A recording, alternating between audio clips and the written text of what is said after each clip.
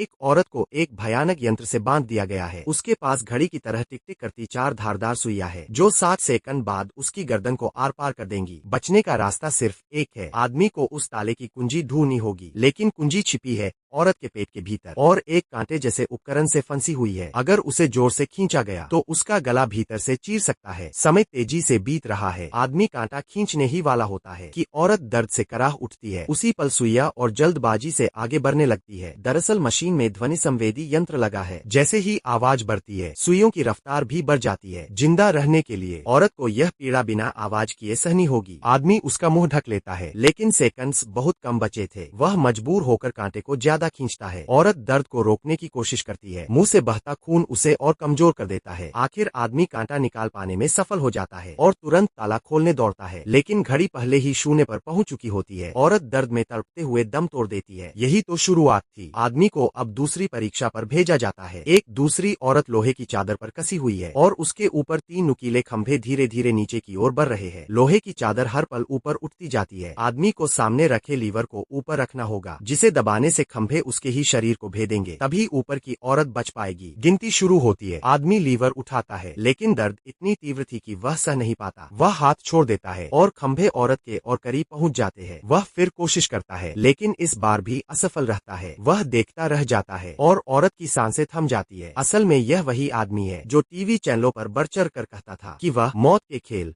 का अकेला बचा प्रतिभागी है। वह मंचों पर भाषण देता, किताबें बेचता और उसके साथ जुड़ी टीम भी खूब कमाई कर रही थी। एक दिन उसके व्याख्यान के दौरान एक अनजान शख्स खड़ा होकर ताली बजाने लगा। आदमी ने इसे मामूली समझकर अनदेखा कर दिया, लेकिन उसी रात उसे और उसकी पूरी टीम को अगवा कर लिया गया, उसके झूठ को सच्चाई में बदलने के लिए। अब असली खेल शुरू हो चुका था।